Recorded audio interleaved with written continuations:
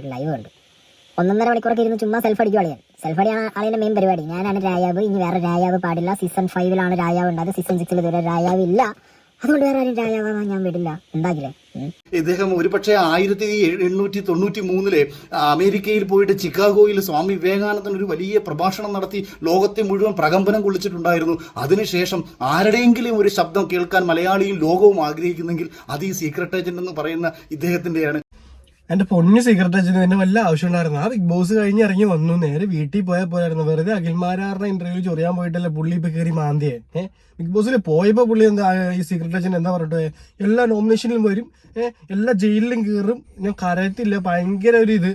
എന്നിട്ട് എന്താ പറയാ, ഞങ്ങളുടെ അണ്ണൻ പോകുമ്പോ തന്നെ പറഞ്ഞായിരുന്നല്ലോ, ഞങ്ങളുടെ അണ്ണൻ ഒരിക്കലും സീക്രട്ട് ഏജന്റ് ആയിട്ടല്ല സായി കൃഷ്ണനായിട്ടാണ് അത് ശരിയാ ബിഗ് ബോസിലോട്ട് പോകുന്നത് പറഞ്ഞായിരുന്നല്ലോ. പിന്നെ എന്താ പ്രശ്നം? ഈ 2 പേരാണെങ്കിൽ ഒരാള് തന്നെയല്ലേ, ഒരു ക്യാരക്ടർ തന്നെയല്ലേ ഇവിടെ. അത് അണ്ണൻ കാറി കയറി കഴിഞ്ഞാൽ പിന്നെ അണ്ണന്റെ ക്യാരക്ടർ മാറാണ്ടിരിക്കും. ഇപ്പൊ സീക്രട്ട് ഏജന്റ് ആയിട്ടാണ് ഫുള്ള് ഇതാവണെന്നുണ്ടായിരുന്ന. ഇനി ഇങ്ങനത്തെ കുനിഷ്ട ചോദ്യം ഒന്നും ചോദിക്കല്ലേ.